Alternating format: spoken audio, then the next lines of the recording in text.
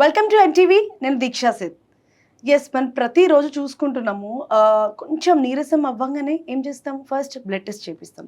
Blood టెస్ట్‌లోనే sugar and మన BP ఎంత ఉంది, హిమోగ్లోబిన్ ఎంతుంది, ఇవన్నీ చెక్ చేసుకుంటాం. కానీ ఇంతకీ ఇన్సులిన్ ఎంతుంది అని ఎప్పుడైనా మీరు అనుకున్నారా? పోనీ ఇన్సులిన్ ఓన్లీ ఇంజెక్షన్ అని మాత్రమే అనుకుంటాం. కానీ ఇన్సులిన్ కూడా మన బాడీలో వన్ ఆఫ్ ద పార్ట్. మరి దీనిపైన 10 ఇయర్స్ నుంచి రీసెర్చ్ చేశారు డాక్టర్ సురేంద్ర నెహ్రూ గారు. ఒకసారి మాట్లాడి తెలుసుకుందాము. ఇంతకు హిడెన్ డయాబెటిక్స్ అంటే ఏంటి? మరి ఒక రెవల్యూషన్ కోసం ముందుకొస్తున్నారు.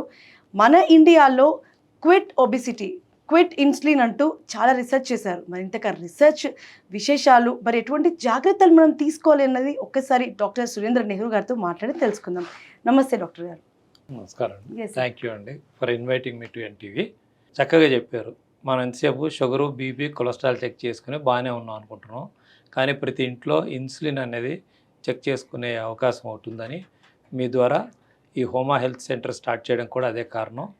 ప్రస్తుతానికి భారతదేశంలో ఇన్సులిన్ అనే హార్మోన్ టెస్ట్ చేసే ల్యాబ్స్ లేవు ఇండియాలో. ప్రత్యేకించి షుగర్ ఒకటి మామూలు కెమికల్ కాబట్టి చిన్న ఊర్లలో కూడా షుగర్ చెక్ చేస్తున్నారు. కానీ ఇన్సులిన్ అనే హార్మోన్కి ప్రత్యేకమైన ఎక్విప్మెంట్ ఉండడం వల్ల డిలే అయింది. వేరే దేశాలన్ని చోట్ల కూడా హెచ్ఓఎంఏ హోమా అంటే హోమోస్టేసిస్ మోడల్ ఆఫ్ ఇన్సులిన్ అసెస్మెంట్, ఈ టెస్ట్ అన్ని దేశాల్లో ఉంది. ఇండియాలో కొంచెం డిలే అయింది. దీన్ని మనం ప్రజల్లోకి తీసుకురావాలనే ఉద్దేశంతో హోమా హెల్త్ కేర్ సెంటర్ స్టార్ట్ చేశాను. దీనికి ప్రత్యేకంగా ఇన్సులిన్ ఎందుకు చెక్ చేసుకోవాలంటే మనకి అన్ని రోగాలకి మీరు అన్నట్టుగా సమస్త రోగాలకి ముఖ్యమైన కారణం డయాబెటీస్ ముందుగా రాకుండా నివారించాలనే ఉద్దేశంతో స్టార్ట్ చేశాం. ఇప్పుడు డయాబెటిక్స్ అన్నది మనం చిన్న పిల్లల్లో కూడా చూస్తున్నాము. ఒకప్పుడు అంటే నేను స్కూల్ ఏజ్‌లో ఉన్నప్పుడు మా తాతగారు గానీ, మా అమ్మమ్మ గారు గానీ ఇన్సులిన్ తీసుకునేవారు. కానీ ఇప్పుడు చూస్తుంటే స్కూల్ పిల్లలు కూడా ఇన్సులిన్ తీసుకునే స్టేజ్ వరకి వచ్చినాం మనం. అంటే ఎందుకు అట్లా మారిపోతుంది కంప్లీట్‌గా? 1947లో మనకి భారతదేశంలో నడుము వెడల్పు అంటే సన్నగా ఉండేవాళ్ళు 99%, 27,000 అడుగులు నడిచేవారు అప్పుడు. మనం ఇప్పుడు 200 అడుగులు నడుస్తున్నాం. అంటే మన నడక ఎంత తగ్గిందో తెలుసుకోవచ్చు. రెండవది, ప్రతి ఒక్కరు పాత ఫోటోలు తీసుకుంటే అందరు సన్నగా ఉండేవారు. ఇప్పుడు నడుము వెడల్పు ప్రతి ఒక్కరు 33 ఇంచెస్. చిన్నపిల్లల దగ్గర నుంచి 10th క్లాస్ పిల్లలు కూడా మేము స్టడీ చేసాం. అందరూ కూడా మినిమం 85 సెంటీమీటర్లు అంటే నడుము వెడల్పు 33 ఇంచెస్. ఇప్పుడు ఎవరు తీసుకున్న యావరేజ్గా 36 ఇంచెస్, 40 ఇంచెస్ ఉన్నారు. ఇంత లావు ఉండడం కారణం ఏంటంటే మన స్లీప్ ప్యాటర్న్, డైట్ ప్యాటర్న్ మారిపోవడం వల్ల మనం ఎక్కువ ఇన్సులిన్ వాడుతున్నాం. ఎక్కువ ఇన్సులిన్ వాడిన వాళ్ళందరికీ షుగరు, కొలెస్ట్రాల్, హెచ్బిఏవన్సీ, బ్లడ్ షుగర్ అన్నీ నార్మల్ వస్తాయి. అందుకని రోగం లేదనుకుంటారు. కానీ ఇన్సులిన్ అనేది వెళ్ళి పొట్ట దగ్గర మనం ఎంత డైటింగ్ చేసినా మనం తగ్గట్లేదు. ఇది ఇంకా లావు పెంచుకుంటూ పోయి ట్రైగ్లిజరైడ్స్ ఎక్కువే, లివర్లో ఫ్యాట్ ఎంత తయారై ఫ్యాటీ లివర్లోంచి దీనివల్ల పిల్లలకి ఇన్ఫర్టిలిటీ, ఓవా అండాశయాలు రాకపోవడము, మహిళలకి ఎస్పెషల్లీ ఈ నడుము దగ్గర గోల్డ్ చైన్ వేసుకున్నప్పుడు మెడ దగ్గర బ్లాక్ కలర్ వస్తూ ఉంది. మూడోది, ఎక్కువ పింపుల్స్ రావడం. కొద్దిమంది మహిళలకి ఫేస్ కొంచెం హెయిర్ వస్తుంది, హెయిర్ తొందరగా హెయిర్ రాలిపోవడము, అన్వాంటెడ్ హెయిర్, మెయిన్ చోట హెయిర్ అంతా రాలిపోవడము, మహిళల్లో బాగా తేడా తెలుస్తుంటుంది. కొన్నిసార్లు చంకల్లో బ్లాక్ కలర్ రావడం, పొట్ట దగ్గర బ్లాక్ కలర్స్ రావడం, ఫేస్లో పింపుల్స్ రావడం. మెయిన్గా ఏంటంటే చిన్న చిన్న అమ్మాయిలు కూడా ఇప్పుడు పొట్ట దగ్గర ఫ్యాట్ పెరిగి లావ్ అవ్వడం, డేట్ కరెక్ట్గా రాకపోవడము, మెన్స్ట్రువల్ సైకిల్ ఇర్రెగ్యులర్గా ఉండడం, పిల్లలు పుట్టకపోవడం కారణం అండాశయాలు రాకపోవడానికి ముఖ్యంగా ఈ ఇన్సులిన్ లెవెల్స్ ఎక్కువ ఉంటున్నాయి. కాబట్టి అందరూ ప్రతి ఒక్కరు 20 సంవత్సరాల నుంచే పొట్ట వెడల్పు ఒక చిన్న టేపు మెజర్ చేసుకొని 85 సెంటీమీటర్ల కన్నా అంటే 33 ఇంచెస్ కన్నా ఎక్కువ ఉంటే వాళ్ళు ఖచ్చితంగా ఇన్సులిన్ చెక్ చేసుకొని ఈ హోమా టెస్ట్ చేసుకుంటే మనం చాలా జాగ్రత్తలో ఉంటాం. సో ఏ ఏజ్ నుంచి ఏ ఏజ్ వరకు ఇన్సులిన్ అన్నది ఎంత పర్సెంటేజ్ వరకు ఉంటే బెస్ట్ అని చెప్తారు? ఇప్పుడు ఉమెన్ సెక్టార్ తీసుకుంటే ఆఫ్టర్ మ్యారీడ్ అంటే 30+ ఉన్న లేడీస్కి ఎంత పర్సెంటేజ్ ఇన్సులిన్ ఉండాలి? స్కూల్కి వెళ్ళే వాళ్ళకి ఎంత ఉండాలి? జెంట్స్కి ఎంత ఉండాలి? అందరూ ప్రతిసారి ఎక్కడికి వెళ్ళినా కొలెస్ట్రాల్ అడుగుతారు, HDL, LDL, fasting blood sugar, random blood sugar, post lunch blood sugar, హెచ్బిఎవన్సీ. మీరు చాలా చక్కగా ఫస్ట్ టైం ఒక ఇన్సులిన్ హార్మోన్ గురించి కనుక్కొని ఇది ఎందుకు చెక్ చేయాలంటే 2 to 23 యూనిట్స్ ఇంటర్నేషనల్ యూనిట్స్లో రికగ్నైజ్డ్, కానీ అబోవ్ 16 యూనిట్స్ ఉన్న వాళ్ళందరూ కూడా ఇన్సులిన్ రెసిస్టెన్స్ అంటారు. ఇది ఎక్కువ ఉన్నట్లు లెక్క. ఇన్సులిన్ అనేది ఏంటంటే మనం ఎందుకు తింటున్నాం? ఆరోగ్యంగా ఎనర్జీగా ఉండాలి. ఎనర్జీ అంటే కండరాలలోకి గ్లూకోజ్ వెళ్ళాలి. కానీ మనకు వెళ్ళట్లేదు. ఎందువల్ల అంటే ఇన్సులిన్ హార్మోన్ చెప్పాలి ఆ కండరాలకి తీసుకో ఈ షుగర్ అని. అది తీసుకోమని చెప్పడానికి ఇన్సులిన్ యొక్క సిగ్నలింగ్ ప్రాసెస్ డ్యామేజ్ అయిపోయింది. డ్యామేజ్ అవ్వడం కారణం మెయిన్ మనం రాత్రిపూట మేలుకోవడం, మిడ్ నైట్ బిర్యానీ, ఈ ఐస్ క్రీమ్స్, జంక్ ఫుడ్స్ మన వీటి వల్ల నడవకపోవడం. ముఖ్యంగా మనం ఆల్కహాల్ కూడా ఆల్కహాల్ వల్ల ఎక్కువైంది. ఎక్కువగా తీసుకోవడం తీసుకోవడం వల్ల మహిళల్లో చాలా చాలా జాగ్రత్తగా ఉండాలి. ఒకసారి మనం స్లీప్ ప్యాటర్న్ నిద్ర కానీ డిస్టర్బ్ అయితే 6 నెలల దాకా లావు తగ్గం. కొంచెం కూడా మన డైట్ ప్యాటర్న్ చేంజ్ అయితే కూడా మన యొక్క పొట్ట దగ్గర వెడల్పు తగ్గకపోవడం కారణం ఇన్సులిన్ లెవెల్స్ ఎక్కువయ్యాయి. దానివల్ల ప్రతి ఒక్కరు 20 ఏళ్ళ నుంచే 16 యూనిట్ల కన్నా ఎక్కువ ఇన్సులిన్ ఉంది అంటే మనం ఆల్రెడీ మనం మెటబాలిక్గా ఫిట్గా లేవని అర్థం. 8 యూనిట్స్ ఉంటే మంచిది.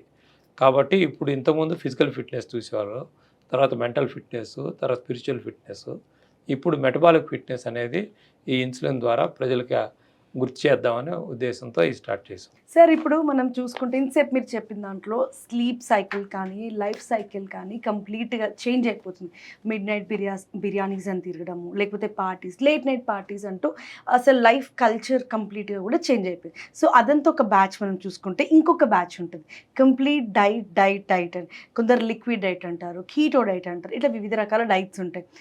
కొందరేమో వీక్ మొత్తం ఎంతన్నా తినేస్తేనే, నేను నా ఫ్రెండ్ ఒక అమ్మాయి ఉంది, ఆ అమ్మాయి చెప్తూ ఉంటుంది నేను ఎంత తినేస్తేనే, కానీ మండే వస్తే మాత్రము ఓన్లీ వాటర్తో ఉంటా. మండే మార్నింగ్ 6 నుంచి నెక్స్ట్ డే అంటే ట్యూస్డే మార్నింగ్ 6 వరకు కూడా ఓన్లీ వాటర్ తీసుకుంటారు. సో మరి అటువంటి వాళ్ళ పరిస్థితి ఇన్సులిన్ ఎటువంటి దెబ్బ కొడుతుందా కొట్టదా? చాలా మంచి ప్రశ్న అడిగారు.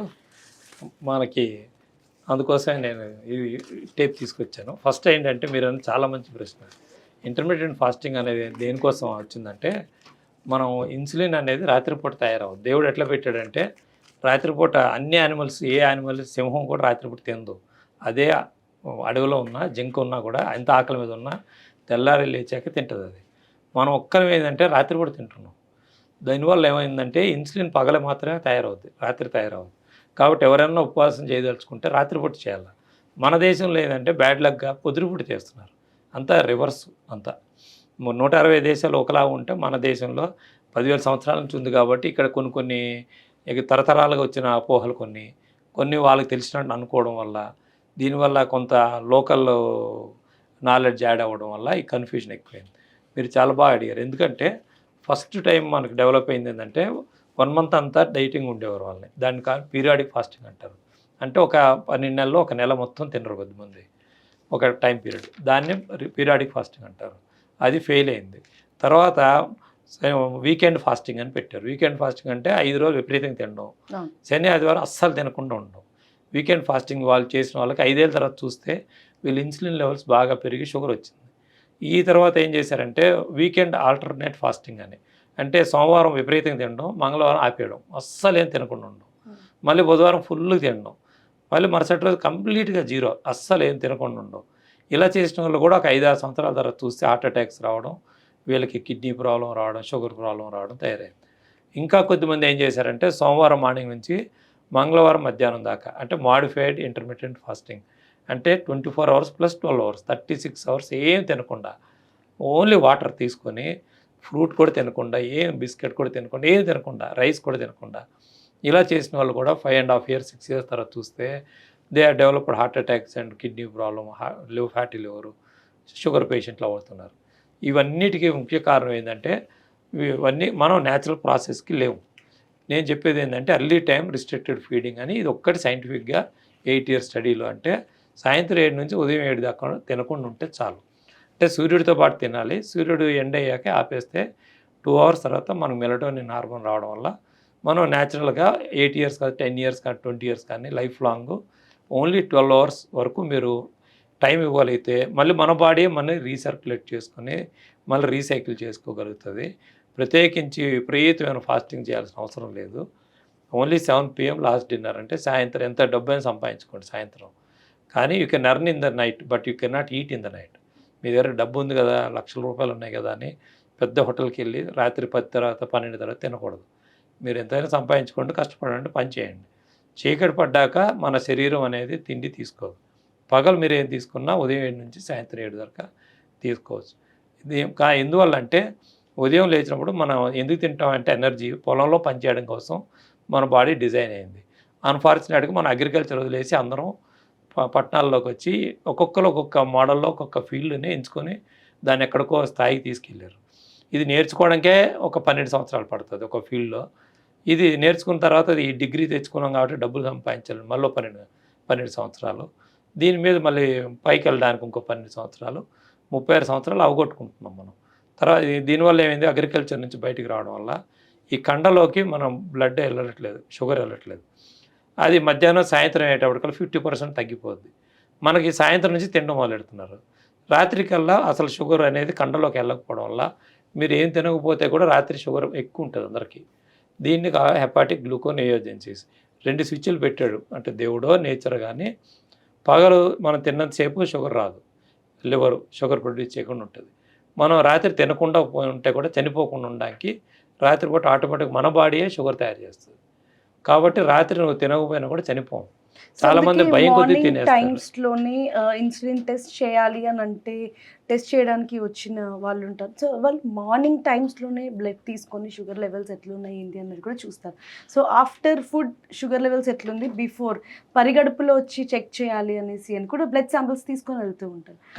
కానీ మనం ఇన్సులిన్ చేయట్లేదు.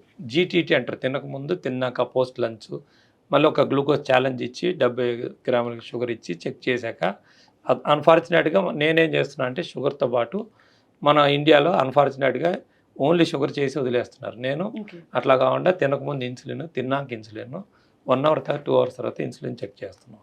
ఈ లావ్ అయ్యే వాళ్ళందరికీ చూస్తుంది ఏంటంటే కామన్గా మనకి ఇన్సులిన్ లెవెల్స్ షుగర్తో పాటు తగ్గట్లే మన దేశంలో. రైస్ ఈటింగ్ కంట్రీ కాబట్టి మనం బియ్యమును ఏం తిన్నా 3 లక్షల ప్రోడక్ట్స్ ఉన్నాయి. సమోసాలు, బిర్యానీలు, ఆటా కానీ, రోటీలు, తండూరి నాన్లు, నూడిల్స్, మంచూరియా ఏం తీసుకున్నా 3 ఫైనల్గా. ఏదైనా వీటిలోంచి అయినా వచ్చి ఉంటుంది, మన మైదాలోంచి అయినా వచ్చి ఉంటుంది, రైస్లోంచి అయినా వచ్చి ఉంటుంది, శనగపిండిలోంచి అయినా వచ్చి ఉంటుంది. ఈ 3లోంచే వస్తున్నాయి కానీ పేర్లు మారుతున్నాయి.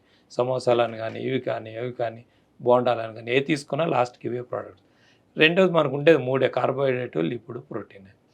ఇవన్నీ కలిపి మనం వీటన్నిటి కూడా ముఖ్య కారణం ఏంటంటే ఇవన్నీ షుగర్ లెవెల్స్ పంప్ చేసినప్పుడల్లా ఇన్సులిన్ పై స్థాయికి వెళ్ళి అలాగే ఉండిపోతాం. దానివల్ల ఏమవుద్దంటే పొద్దుటిపూట కోపం రావడం, నిద్ర రావడం, అలసిపోయినట్టు అయిపోవడం, తొందరగా అలసిపోయినట్టు అవ్వడం, చెమటలు రావడం, నైట్ అంతా మేల్కొని ఉండడం, నిద్ర రావట్లేదు. చాలామందికి 11 తర్వాత పడుకుంటే ఏమవుద్దంటే 9 నుంచి 10:30 పడుకుంటేనే మనకి నిజం నిద్ర వస్తుంది.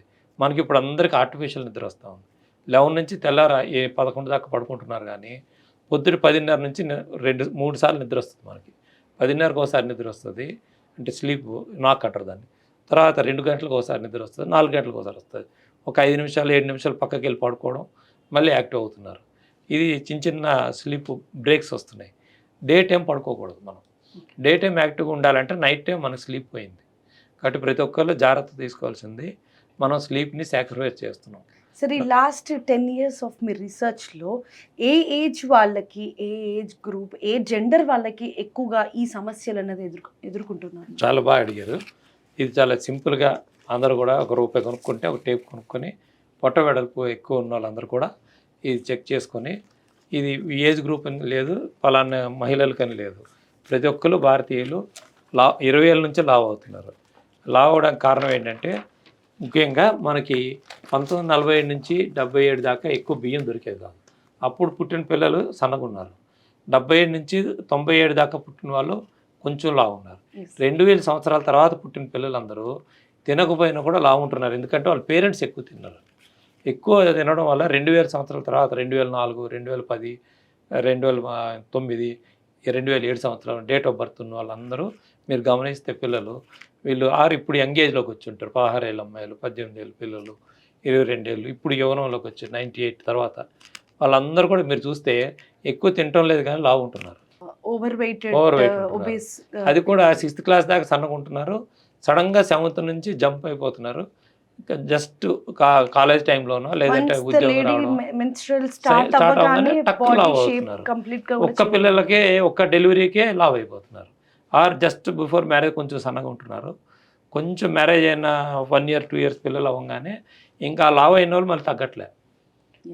ఎంత డైటింగ్ చేస్తున్నారు వీళ్ళు, ఎంత ఎక్సర్సైజ్ చేస్తున్నారు కానీ వీళ్ళు తగ్గకపోవడం కారణం మనం ఆ టైంలో ఇన్సులిన్ లెవెల్స్ చాలా ఎక్కువ ఉన్నాయని ఇన్సులిన్ టెస్ట్ చేయట్లేదు. చేయకుండా ఎవరెవరో యూట్యూబ్లో కానీ సోషల్ మీడియాలో కానీ ఫేస్బుక్లో కానీ ఈ ఇన్సులిన్ టెక్నాలజీ తెలియక ఎవరెవరో రకరకాల అడ్వైస్ ఇవ్వడం వల్ల వీళ్ళు విపరీతమైన ఫాస్టింగ్ చేసి కిడ్నీ ఫెయిల్యూర్ వచ్చిన వాళ్ళు, లివర్ ఫెయిల్యూర్ వచ్చిన వాళ్ళు ఉన్నారు. అమ్మాయిలు చాలా సెన్సిటివ్గా తీసుకుంటున్నారు దీన్ని. దానికన్నా సింపుల్గా మీరు ఇన్సులిన్ చెక్ చేసుకొని హోమా టెస్ట్ అంటారు. అంటే fasting blood sugar into fasting insulin divide by 405 self check group ఇంట్లోనే మనం చేసుకోవచ్చు. దాన్ని మోర్ దెన్ 2 ఉంది అంటే మనం మన యొక్క ఇన్సులిన్ పనిచేయకుండా అడ్డం పడుతున్నాం. ఎందుకు అడ్డం పడుతున్నాం అంటే ముఖ్యంగా మన నిద్ర లేకపోవడం, 10,000 అడుగులు నడవట్లేదు ఎవరు. మూడవది మన తిండి నైట్ టైం ఎక్కువ తింటున్నాం డే టైం తినడం కన్నా.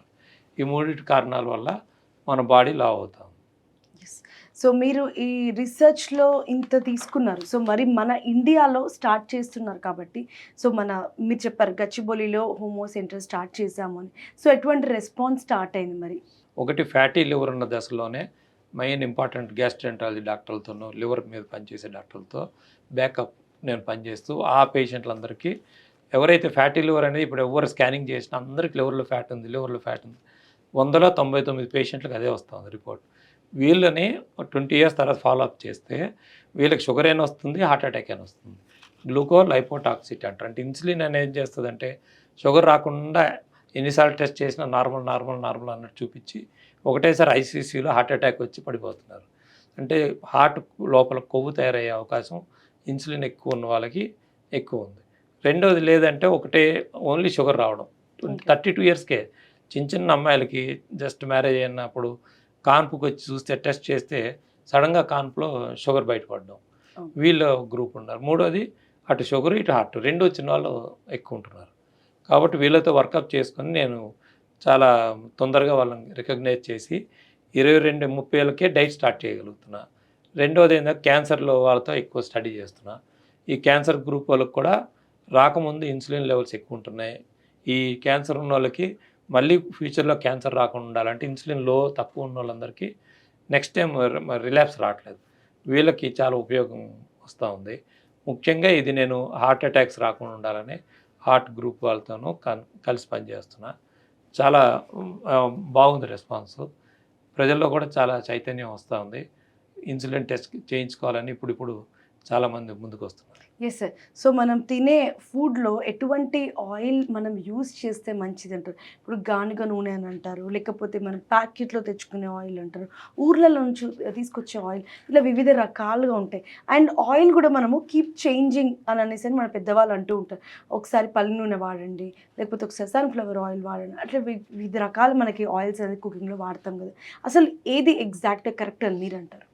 భారతదేశం లేదంటే 140 దేశాల నుంచి ఆయిల్ డబ్ చేసుకుంటున్నాం. అంటే మనం ఎంత ఎక్కువ ఆయిల్ వాడుతున్నామో మనకి తెలియట్లేదు. ప్రతి ఇంట్లోనూ యాక్చువల్గా ముగ్గురు ఉంటే ఒక 1 మంత్కి 1.5 ప్యాకెట్ 2 ప్యాకెట్స్ వాడాలి. కానీ మనం 6 ప్యాకెట్ల నూనె వాడుతున్నాం. అంటే మనకు ఎంత క్వాంటిటీ ఎక్కువ వాడుతున్నామో తెలుసుకో. 6 చిన్న చెంచాలు వాడాలి రోజుకి, కానీ మనం 60 చెంచాలు వాడుతున్నాం రోజుకి. మనం యాక్చువల్గా ఈ ఆయిల్ ప్రొడక్షన్ ఎందుకు స్టార్ట్ అయిందంటే ఫస్ట్ వరల్డ్ వార్ ముందు 1910 ముందు మన భారతదేశంలో ఓన్లీ నెయ్యి వాడేవారు అందరూ. కింద స్థాయి తక్కువ స్థాయి ఉన్న వాళ్ళందరికీ ఈ ప్రెస్ చేసిన ఆయిల్ దొరికేది. తర్వాత 1920 నుంచి ప్రాక్టర్ గ్యాంబుల్ కంపెనీ వాళ్ళ కార్న్ ఎక్కువ తయారయ్యేది అమెరికాలో. దాన్ని ప్రెస్ చేస్తే వాడికి ఒక ఆయిల్ వచ్చింది. ఈ ఆయిల్ కార్న్ ఆయిల్ అంటారు, సన్ఫ్లవర్ ఆయిల్. ఇది తెల్లగా ఉంటుంది, చూడడానికి బాగుంటుంది, అందంగా ఉంటుంది, వాసన రాదు, ఎక్కువ కాలం ఎక్కడికైనా ట్రాన్స్పోర్ట్ చేయొచ్చు. దానివల్ల వాళ్ళకి చాలా లాభాలు వచ్చాయని ప్రపంచం అంతా సన్ఫ్లవర్ ఆయిల్, ఈ corn oil, peanut oil dump చేయడం వల్ల పెట్టారు. ఇది ఫస్ట్ టైం మీరు అన్నట్టుగా ఈ ఆయిల్ అనేది ఒక్కటే టాక్సిన్. మన సెల్ మేము ఇన్ని రకాల విషయాలు ఉన్నాయి. ఎందుకు బతుకున్నాం అంటే మనం సెల్ లోపలికి రాకుండా గేట్ ఉంది. ఆ గేట్ ఉండడం వల్ల ఇన్ని సంవత్సరాలు బతికాం. ఇప్పుడు ట్రాన్స్ ఫ్యాట్ అంటారంటే ఆ సెల్ మెంబర్ని దాటే కెపాసిటీ గల డేంజర్ ఆయిల్స్ మనం కనుక్కున్నాం. దానివల్ల మనం లావ్ అవుతున్నాం. కొంచెం తిన్నా కూడా లావ్ అవ్వడానికి ముఖ్యమైన కారణం సీక్రెట్ షుగర్స్ యాడ్ అయ్యాయి. అంటే మనకు తెలియని కెమికల్స్ తొందరగా ఇట్లా టచ్ చేయగానే షుగర్ బాగుంటే ఎప్పుడైనా కానీ ఎవరికన్నా కానీ ఫలానా రెస్టారెంట్లో చాలా బాగుంది ఫుడ్ అంటే అర్థం ఏంటంటే బ్రెయిన్లో మీకు షుగర్ సెంటర్స్ ఉంటాయి, సాల్ట్ సెంటర్స్ ఉంటాయి, ఆయిల్ సెంటర్స్ ఉంటాయి. ఈ మూడిట్లో ఏది టచ్ చేసినా మీకు చాలా నచ్చుతుంది ఆ ఫుడ్. మళ్ళీ అక్కడికి వెళ్ళి తినాలనిపిస్తుంది. అడిక్ట్ అవుతాం మనం, కార్బోహైడ్రేట్ అడిక్షన్ అవుతాం. ఒక్కొక్క మనిషికి ప్రతి ఒక్కరికి అదే మెయిన్ సెంటర్. మీకు షుగర్ లేకుండా, ఆయిల్ లేకుండా, సాల్ట్ లేకుండా పెడితే ఎవరికి ఏ డైట్ నచ్చదు. సో మనం వి ఆల్ అడిక్టెడ్ టు ఈ మూడిటికి. దీనిలోంచి ముందు మనం తెలుసుకోవాలి మన బాడీని. మనం we are all addicted to carbohydrates, we are addicted to salt and we are all addicted to oils. కాబట్టి మీరు 6 spoons per day. It's not the number of or different types of oils.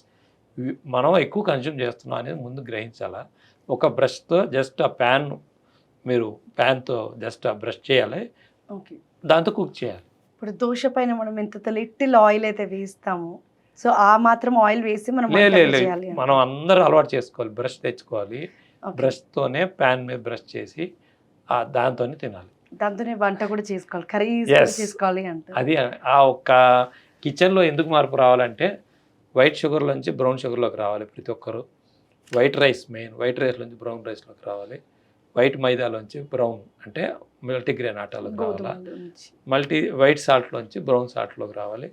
White షుగర్లోంచి brown షుగర్లోకి రావాలి. మనం ఎంత వైట్లో ఉంటే మనం ఎక్కువ white నచ్చుతుంది. ఇప్పుడు ఈ లాస్ట్ 20-30 ఏళ్ళ నుంచి నాన్ వైట్ వెళ్ళట్లే మనం.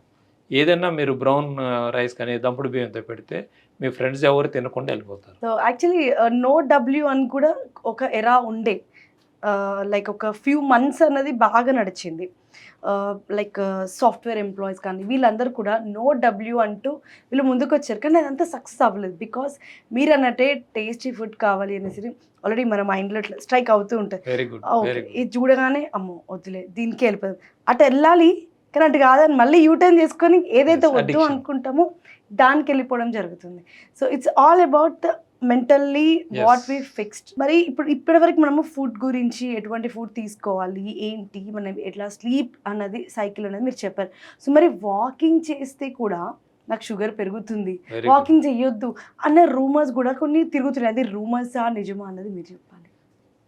ఏమవుద్దంటే మనం ఇప్పుడు ఎక్సర్సైజ్ చేసే చనిపోయిన వాళ్ళు ఉన్నారు. కొద్దిమంది మంచి మంచి యాక్టర్స్ హెవీ ఎక్సర్సైజ్ చేసి చనిపోవడం, మంచి మంచి అథ్లెటిక్స్ పెద్ద పెద్ద ఒలింపిక్ ఛాంపియన్స్ మంచి జిమ్ చేసే చనిపోవడం, అండ్ ఈవెన్ డాన్స్ చేస్తూ కూడా అమ్మాయి ఒక అమ్మాయి కుప్పకూలిపోయింది ఆన్ ది స్పాట్ లో. ఇవన్నిటికీ రాడికల్ ఆక్సిజన్ స్పీచ్ అని మన శరీరంలో మన ఎనర్జీ వస్తుంది.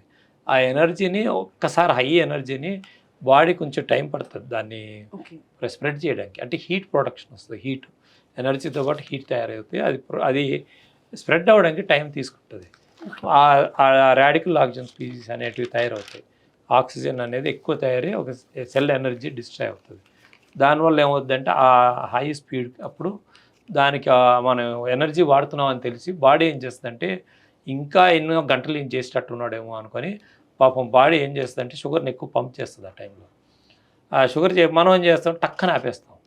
ఆపేసి గ్లూకోమీటర్ చెక్ చేస్తే 150, తినకముందు ఎక్సర్సైజ్ ముందు 100 ఉంటే ఎక్సర్సైజ్ చేసాక 200కి వెళ్తుంది. వీళ్ళేమనుకుంటారు నేను ఎక్సర్సైజ్ చేశాక నాకు నష్టమైంది అనుకుంటారు.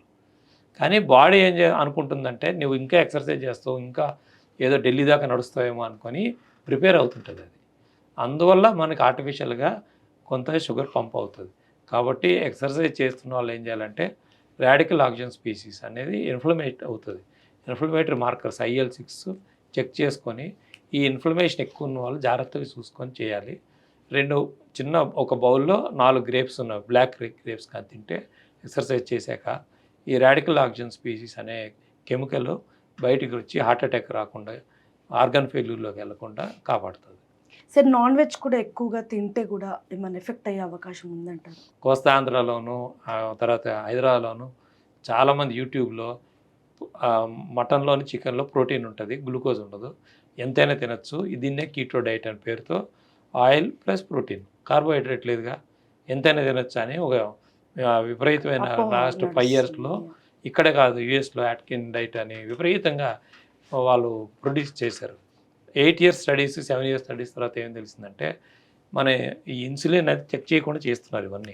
ఇవి చేయడం వల్ల ఏమైందంటే ఇన్సులిన్ లెవెల్స్ ఆల్టర్ అయ్యి గ్లూకోగాన్ పెరిగి వీళ్ళకి ప్యాంక్రియాస్ అనేది డిస్ట్రాయ్ అవుతుంది, ఇన్ఫ్లమేషన్ వస్తుంది. దీనివల్ల ఏమవుతుందంటే సన్నగా అయిపోతున్నారు వాళ్ళ HbA1c తగ్గిపోతూ ఉంది, చూడడానికి యంగ్గా ఉన్నట్టు అనిపిస్తారు. దీని ఎఫెక్ట్ 5 ఇయర్స్ తర్వాత 7 ఇయర్స్ తర్వాత మీకు 30 డేస్లో సన్నగా అయిపోవడము, 22 రోజుల్లో తగ్గిపోవడము, పొట్ట తగ్గిపోవడము, చాలా బాగున్నాం అని ఎక్స్ట్రాడినరీ రిజల్ట్స్ రావడం, ఏ బ్లడ్ టెస్ట్ చేయించినా నార్మల్ రావడం, చూసేపాటిలో క్రేజ్ అందుకుంది వరల్డ్ వైడ్ అంతా. కానీ 6 ఇయర్స్ 7 ఇయర్స్ తర్వాత చూస్తే వీళ్ళందరికీ తర్వాత గ్లూకోగాన్ లెవెల్స్ పెరిగి ఇన్సులిన్ హార్మోన్ టెస్ట్ చేయకపోవడం వల్ల మెయిన్ IL-6 ఇన్ఫ్లమేటరీ మార్కర్ అనేది ఇప్పుడు వచ్చింది. ఇవి చెక్ చేస్తే వీళ్ళందరి తర్వాత heart problems, kidney problem, sugar patients అయిపోయారు. కాబట్టి మనం మీరు అన్నట్టుగా ఇప్పుడు టెక్నాలజీ ఉంది. మనం ఏ మాట అన్నా, నేను రాడికల్ యాక్షన్ స్పీచ్ అన్నా, దానికి ఒక మార్కర్ దొరికింది, ఒక టెస్ట్ దొరికింది. ఇన్ఫ్లమేషన్ IL-6 మార్కర్ టెస్ట్ దొరికింది. ఇన్సులిన్ టెస్ట్ చేయడానికి ఒక మార్గం ఉంది, గ్లూకోజ్ టెస్ట్ చేయడానికి ఒక మార్గం ఉంది, హార్ట్ అటాక్ అంటే లిపిడ్స్ టెస్ట్ చేయడానికి ఉంది. అందువల్ల ప్రతి టెక్నాలజీ మనకు అవైలబిలిటీ ఉంది. చాలా తక్కువ రేట్లలో ఇవన్నీ పాసిబిలిటీ ఉంది. మీరు మీరు అన్నది మైండ్లో కరెక్ట్గా మెంటల్ కంట్రోల్, ఆ షుగరు, ఆయిల్, సాల్ట్, ఈ అడిక్షన్లోంచి బయటకు వచ్చి only evening time 7 PM last dinner పెట్టుకొని 10,000 స్టెప్స్ నడిచి స్లీప్ ప్యాటర్న్ కరెక్ట్గా ఉంటే చాలు. సార్ ఇప్పుడు సన్నగా ఉన్న వాళ్ళకి కూడా షుగర్ వస్తుంది. ఒకప్పుడు ఒబీస్ ఉన్న వాళ్ళు, లేకపోతే లావ్ అవుతున్నారు అంటే వెళ్ళి షుగర్ టెస్ట్ చేయించుకుంటున్నారు. కానీ ఇప్పుడు సన్నగా ఉన్న వాళ్ళు కూడా షుగర్ వస్తుంది. అంటే ఏంటి? వై? అంటే బాడీ వెయిట్ ఓవర్ వెయిటా, లేకపోతే వెయిట్ తక్కువ అయిపోయి కూడా షుగర్ రావడానికి అవకాశం ఉందంటారా? బయట చూడడానికి సన్నగా ఉంటారు, కానీ లోపల వాళ్ళ స్కిన్ కింద ఫ్యాట్ కంటెంట్ ఎక్కువ ఉంటుంది వీళ్ళకి.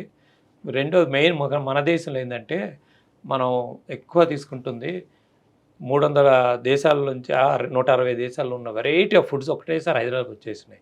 ఆర్ సౌత్ ఇండియా, లేదా బెంగళూరు, లేదా ఇండియాకి. ఒక సైడ్ జపనీస్ ఫుడ్, ఇంకో సైడ్ కొరియన్ ఫుడ్, ఇంకో సైడ్ ఆఫ్రికన్ ఫుడ్, ఇంకో సైడ్ ఇటాలియన్ ఫుడ్, ఇంకోసారి అమెరికన్ ఫుడ్, కాంటినెంటల్ ఫుడ్, ఇన్ని రకాల 160 రకాల దేశాల్లోంచి రకరకాల ఫుడ్స్, రకరకాల ప్రిజర్వేటివ్స్, కెమికల్స్, కలరింగ్ ఏజెంట్స్. ఇవి కాకుండా మన పొలాల్లో పర్మనెంట్ ఆర్గానిక్ పొల్యూటెంట్స్ అనేవి వచ్చాయి. డయాక్సిన్ అనే కెమికల్, హైడ్రోక్లోరైడ్, ఆర్గానిక్ క్లోరైడ్స్ అనే కెమికల్స్ వాడుతున్నాం మనం.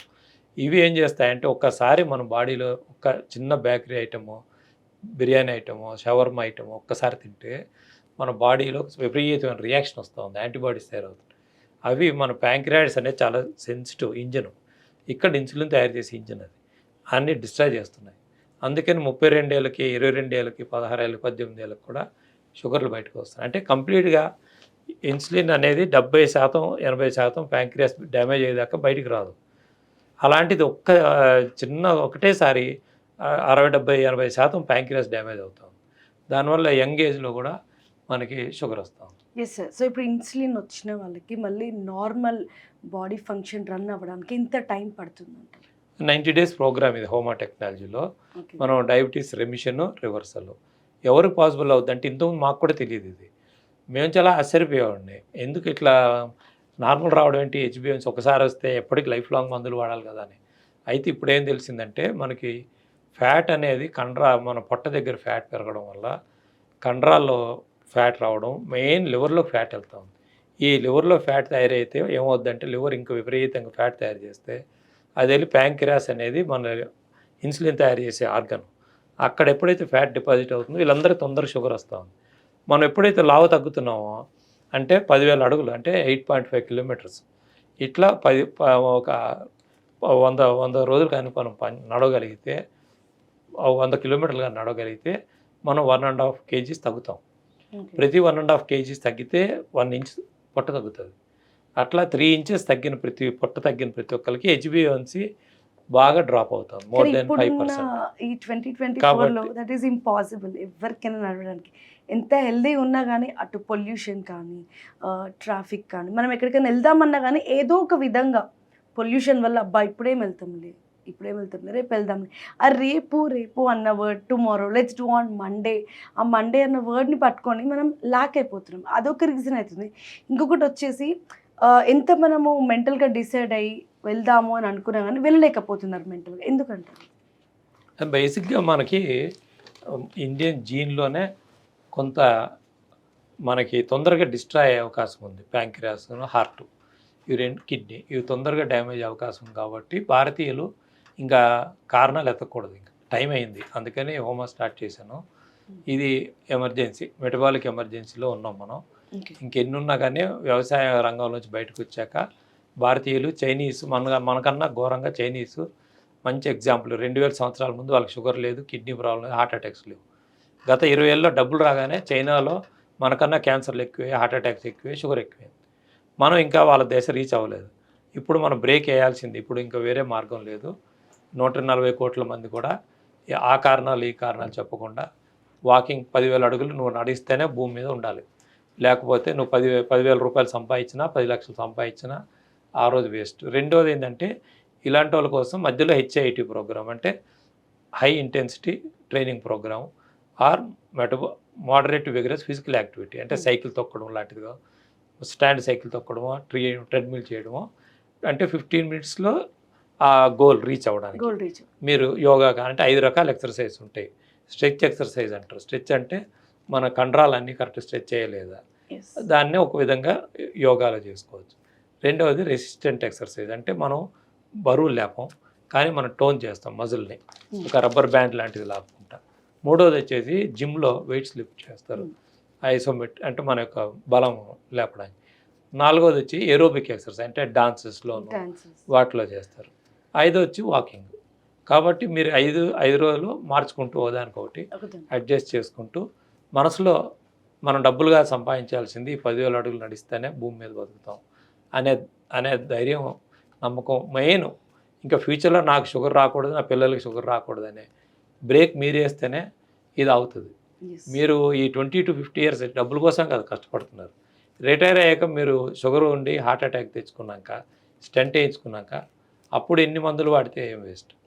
కాబట్టి మీరు ఖచ్చితంగా ప్రతి భారతీయుడికి ఇదొక తప్పదు, మనం చేయాల్సిందే. దీనికి వేరే ఆ మార్గం లేదు. కాబట్టి మెటబాలిక్ ఎమర్జెన్సీలో ఉన్నాం, మనం మారుతాం. ఖచ్చితంగా మనం అందరిలాగే మనం కూడా మారుతాం అని నా నమ్మకం. డెఫినెట్లీ. Thank you sir. చాలా ఇన్పుట్స్ ఇచ్చారు మా అందరికీ. ఇన్సులిన్ అనేది మనందరికీ ఒక ఇంజెక్షన్ అని తెలుసు, కానీ అది ఇంజెక్షనే కాదు. అది మన బాడీలో బ్లడ్ అయితే ఎలా సర్క్యులేట్ అవుతుందో సేమ్ అదే ఇన్సులిన్ కూడా సర్క్యులేట్ అవుతూ ఉంటుంది. కాబట్టి మనం ఎప్పుడు జనరల్ చెకప్ అని వెళ్తూ ఉంటాం. ఆ జనరల్ చెకప్లో కూడా మనము ఇన్సులిన్ కూడా తప్పకుండా చెక్ చేసుకోండి. సో ఇన్సులిన్ లెవెల్స్తో కూడా మన బాడీ అనేది ఫంక్షన్ అనేది మేజర్ పార్ట్ జరుగుతుంది అన్నది డాక్టర్ సురేంద్ర నెహ్రూ గారు చెప్పడం జరిగింది. బోలెడని విషయాలు చెప్పారండి. అండ్ ఎలాంటి జాగ్రత్తలు తీసుకోవాలి, ఏంటి, ఎటువంటి డైట్ తీసుకోవాలి, ఒకవేళ ఒక డైట్లో ఉన్నప్పుడు కూడా మనం ఇన్సులిన్ చెక్ చేసుకోవడం అనేది ఒక మేజర్ రెడ్ లైన్ అనే విషయం మాత్రం తెలియజేశారు. Thank you so much doctor గారు. ఇప్పుడు ఇన్సులిన్కి సంబంధించిన టాపిక్ ఈరోజు మనం మాట్లాడాము. మరిన్ని టాపిక్స్ తోటి మీ ముందుకు వస్తాము. చూస్తూనే ఉండండి NTV. This is Deeksha Sidh signing off. Bye.